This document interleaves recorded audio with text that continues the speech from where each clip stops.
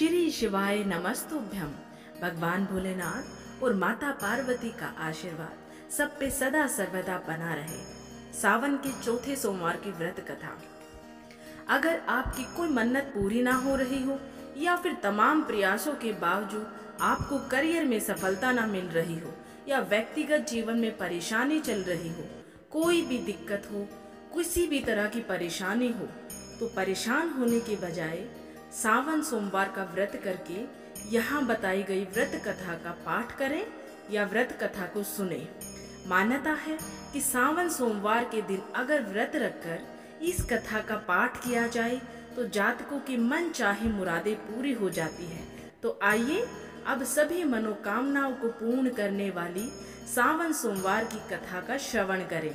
अगर आप सभी ने कमेंट में हर हर महादेव अब तक नहीं लिखा है तो कमेंट बॉक्स में हर हर महादेव जरूर लिखें। एक साहूकार था जो भगवान शिव का अनन्य भक्त था।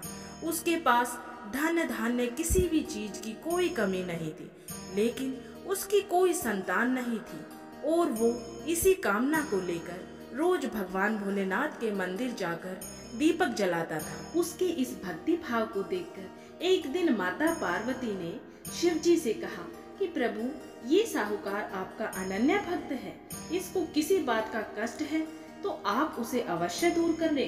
शिव जी भगवान बोले कि हे पार्वती, इस साहूकार के पास पुत्र नहीं है, ये इसी से दुखी रहता है। माता पार्वती तब कहती है कि हे ईश्वर, कृपा करके इसे पुत्र का वरदान दे दीजिए। तब भोलेनाथ ने कहा कि हे पार्वती, साहूकार के भाग्य में पुत्र का योग नहीं है। ऐसे में अगर इसे पुत्र प्राप्ति का वरदान मिल भी गया तो वो केवल 12 वर्ष की आयु तक ही जीवित रहेगा। ये सुनने के बाद भी माता पार्वती ने कहा कि हे प्रभु, आपको इस साहूकार को पुत्र का वर देना ही होगा, अन्यथा भक्त क्यों आपकी सेवा पूजा करेंगे। माता के बार बार कहने से भगवान भोलेनाथ ने साहूकार को पुत्र का वरदान दिया, लेकिन साथ ही ये भी कहा कि वो पुत्र केवल 12 वर्ष तक ही जीवित रहेगा। साहूकार ये सारी बातें सुन रहा था, इसीलिए उसे ना तो किसी प्रकार की भी कोई खुशी हुई और ना ही दुख हुआ। वो पहले की ही भांति भोलेनाथ की पूजा अर्चना करता रहा। उधर सेठानी गर्भवती हुई और 9वें महीने में उसे सुंदर से बालक की प्राप्ति हुई। परिवार में खूब हर्षोल्लास मनाया गया, लेकिन साहूकार पहले की तरह ही रहा। उसे बालक की 12 वर्ष की आयु का जिक्र किसी से भी नहीं किया। जब वो बालक 11 वर्ष का हो गया, तब एक दिन साहूकार की सेठानी ने बालक के विवाह के लिए कहा, तो साहूकार ने कहा कि वो अभी बालक को पढ़ने के लिए काशी जी भेजेगा। इसके बाद उसने बालक के मामा जी को बुलाया और कहा कि इसे काशी जी पढ़ने के लिए ले जाओ और रास्ते में जिस भी स्थान पर रुको वहां पर यज्ञ करते हुए और ब्राह्मणों को दान भोजन कराते हुए आगे बढ़ना। उन्होंने भी इसी तरह से किया। जब वो दोनों मामा भांजे ऐसा करते हुए जा रहे थे तो किसी नगर में रास्ते में एक राजकुमारी का विवाह था। जिससे उसका विवाह होना था वो एक आंख से काना था। तब उसके पिता ने जब अति सुंदर साहूकार के पुत्र को देखा तो उसके मन में आया कि क्यों ना इसे ही घोड़ी पर बिठाकर शादी के सारे कार्य संपन्न करा लिए जाए। तब उन्होंने मामा से बात की और कहा कि विवाह के बदले में हम अथाह धन देंगे। तो लड़के का मामा भी राजी हो गया। इसके बाद साहूकार का बेटा विवाह की वेदी पर बैठा और जब विवाह कार्य संपन्न हो गए तो जाने से पहले उसने राजकुमारी के चुनरी के पल्ले पर लिखा कि तेरा विवाह तो मेरे साथ हुआ है, लेकिन जिसके साथ तुम्हें भेजा जाएगा वो राजकुमार एक आंख से काना है। इसके बाद वो साहूकार का पुत्र अपने मामा के साथ काशी जी के लिए चला गया।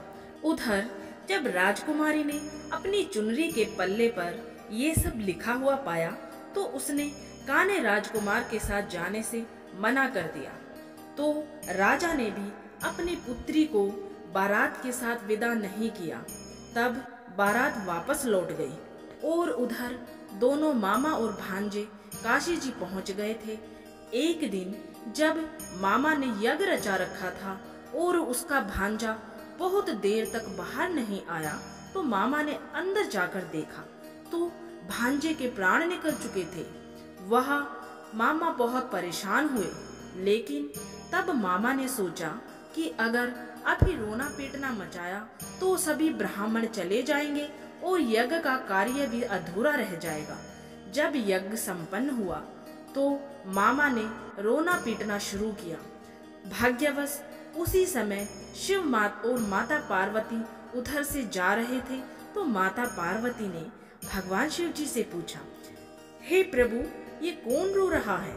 तभी उन्हें पता चला कि ये तो भोलेनाथ के आशीर्वाद से जन्मा साहूकार का पुत्र है। तब माता पार्वती ने कहा कि हे स्वामी, इसे जीवित कर दे, अन्यथा रोते रोते इसके माता पिता के प्राण ही निकल जाएंगे। तब भोलेनाथ ने कहा कि हे पार्वती, इसकी आयु इतनी ही थी, सो वह भोग चुका है। लेकिन माता के बार बार आग्रह करने पर भगवान भोलेनाथ ने उसे जीवन दान दिया। तब लड़का ओम नमः शिवाय, ओम नमः शिवाय, ओम नमः शिवाय करते हुए जी उठा और दोनों मामा भांजों ने ईश्वर को धन्यवाद किया और अपनी नगरी की ओर वापस लौटे। तब रास्ते में दोनों मामा और भांजे उसी नगर में आए। तब राजकुमारी ने साहूकार के पुत्र को देखते ही पहचान लिया और राजा ने भी राजकुमारी को साहूकार के बेटे के साथ बहुत सारे धन धान्य के साथ विदा किया। उधर साहूकार और उसकी पत्नी छत पर बैठे थे। उन्होंने ये प्रण कर रखा था कि यदि उनका पुत्र सकुशल न लौटा तो वो दोनों ही छत से कूदकर अपने प्राण त्याग देंगे। तभी लड़के के मामा ने आकर साहूकार के बेटे और बहू के आने का समाचार सुनाया, लेकिन तब साहूकार और उसकी पत्नी दोनों ही ये बात नहीं माने। तब मामा ने शपथ पूर्वक कहा। तब तो दोनों को विश्वास हो गया और दोनों ने ही अपने बेटे और बहू का स्वागत किया। उसी रात साहूकार को स्वप्न में भगवान भोलेनाथ ने दर्शन दिया और कहा कि तुम्हारे पूजन से मैं प्रसन्न हुआ। इसी प्रकार से जो भी व्यक्ति इस कथा को पढ़ेगा या सुनेगा, उसके समस्त दुख दूर हो जाएंगे और मनोवांछित सभी मनोकामनाओं की पूर्ति होगी। अब आप सभी सुनिए भगवान शिव जी और माता पार्वती की सभी मनोकामनाओं को पूर्ण करने वाली एक और अति पावन कथा, जिसमें भगवान भोलेनाथ ने माता पार्वती को एक कथा के माध्यम से बताया है कि मनुष्य के दुखों का सबसे बड़ा कारण क्या है। भगवान भोलेनाथ माता पार्वती को कहते हैं, हे पार्वती, इस कथा को तुम अंत तक जरूर सुनना, तभी तुम्हें मनुष्य के दुखों का वास्तविक कारण क्या है पता लग पाएगा। कथा सुनने से पूर्व अगर आप सभी ने अभी तक कमेंट बॉक्स में हर हर महादेव नहीं लिखा है तो सबसे पहले कमेंट बॉक्स में हर हर महादेव जरूर लिखें। तो अब चलिए कथा प्रारंभ करते हैं। एक बार माता पार्वती ने शिव जी से पूछा, मृत्युलोक पृथ्वी पर मनुष्य इतने दुखी क्यों है प्रभु? जगत जननी अपने संतानों को निरंतर दुख और कलेश में घिरा देखकर गर्वित थी। इस पर शंकर भगवान बोले, प्रिय, मनुष्य के दुख का सबसे बड़ा कारण उसकी परनिंदा करने की आदत है। प्रत्येक व्यक्ति दूसरे में कमियां ही कमियां देखता है। उसे सामने वाला व्यक्ति हर परिस्थिति में गलत ही लगता है। भगवान भजन के स्थान पर परनिंदा में ही लीन रहता है और अपने आप को महान और निष्पाप सिद्ध करने में लगा रहता है। इस बात को सुनकर माता पार्वती कुछ बोली तो नहीं, पर सहमत भी नहीं हुई। तब भोलेनाथ उनकी शंका को समझ गए और तब भगवान भोलेनाथ ने माता पार्वती से कहा, चलो पार्वती, बहुत दिन हो गए, कहीं घूमने चलते हैं, चलो पृथ्वी लोक पर ही घुमाते हैं। शंकर भगवान ने देवी का मन बहलाने के लिए ऐसा कहा। इस प्रस्ताव से माता पार्वती बहुत प्रसन्न हुई और तुरंत चलने को तैयार हो गई। पति के साथ घूमने जाने का अवसर था, इसलिए उन्होंने सुंदर सुंदर वस्त्र पहने, खूब श्रृंगार किया और लावण्यमयी तरुणी के रूप में भगवान भोलेनाथ के समीप आई। पर ये क्या, शंकर भगवान तो जैसे थे, जहाँ थे वही वैसे ही बैठे हुए थे। तब पार्वती जी थोड़ा नाराज होकर बोली, क्यों, क्या चलना नहीं है? आप अभी तक तैयार नहीं हुए? भगवान शंकर पत्नी का मनमोहक रूप देखकर प्रसन्नता से उन्हें निहारते हुए बोले, मैं तो आज एक वृद्ध के रूप में पृथ्वी पर घूमने जाऊंगा। ये बात माता पार्वती को पसंद तो नहीं आई, पर पति के साथ घूमने जाने के उत्साह में उन्होंने कोई बहस भी नहीं की और शिवजी की सवारी नंदी बैल को चलने का आदेश दे दिया। भगवान भोलेनाथ, माता पार्वती और नंदी पृथ्वी पर एक वृद्ध पुरुष, तरुणी सुंदर स्त्री और बैल की सवारी के रूप में विचरण करने लगे। जब वे सब पहले गांव के समीप पहुंचे तो कुछ लोगों की नजर उन पे पड़ी। वे लोग उन्हें देखकर हंसने लगे। एक व्यक्ति दूसरे से बोला, वाह क्या जोड़ी है। दूसरा आगे बढ़कर बोला, और उस पर से अकल तो देखो, सवारी साथ में है फिर भी दोनों पैदल चल रहे हैं। इस तरह से कई प्रकार से उपहास करते हुए उन्होंने इन तीनों का आगे बढ़ना लगभग मुश्किल कर दिया था और उनका मजाक उड़ाते हुए झुंड बनाकर उनके पीछे पीछे चलने लगे। उस झुंड ने अगले गांव तक उनका पीछा किया। अगले गांव में प्रवेश करने से पहले पार्वती जी ने भगवान भोलेनाथ से कहा, लोग मजाक उड़ा रहे हैं, ऐसा करते हैं आप नंदी पर बैठ जाइए, मैं पैदल आपके साथ चलती हूँ, जैसी तुम्हारी इच्छा कल्याणी। भगवान भोलेनाथ ने कहा। मंद मंद मुस्कुराते हुए भोले शंकर अपने भारी भरकम देही के साथ किसी तरह नंदी पर विराजमान हुए। पर ये क्या, पिछले गांव जैसे ही स्वागत इस गांव में भी उनका हुआ। लोग तरह तरह के ताने वृद्ध के रूप में भोले बाबा को देने लगे। आपस में लोग बातें बनाने लगे, कैसा बूढ़ा है, कोमल सुकुमार स्त्री पैदल चल रही है और आप आराम से सवारी कर रहा है। कलयुग है भाई, कलयुग। मंचलों ने तो माता का चलना ही दूभर कर दिया। किसी तरह भीड़ से बचते बचाते भगवान भोलेनाथ, माता पार्वती और नंदी गिरते पड़ते गांव के बाहर पहुंचे। अब की बारी देवी की थी सवारी करने की। तब माता पार्वती जी तरुण स्त्री के रूप में बैल पर जा बैठी और वृद्ध पति के स्वरूप में भगवान भोलेनाथ साथ साथ चलने लगे। अगले गांव के कुएं पर स्त्रियां पानी भर रही थी।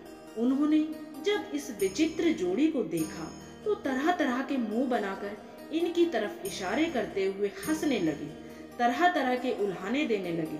तरुण स्त्री की ओर उंगली करते हुए एक ने कहा, अरे तुझे लाज नहीं आती, बूढ़ा पति पैदल चल रहा है और तू रानी बनी सवारी कर रही है। दूसरे ने बात आगे बढ़ाते हुए कहा, आजकल की बहू बेटियां तो सारी लाज शर्म घोल कर पी गई है। तीसरी ने अपने जमाने के गुणगान अलापने शुरू कर दिए। इन सब की बकबक झकझक की परवाह न करते हुए ये तीनों फिर आगे बढ़ते रहे। माता अपने संतानों के ऐसे व्यवहार से बहुत लज्जित महसूस कर रही थी, पर अब भी अपनी हार मानने को तैयार नहीं थी।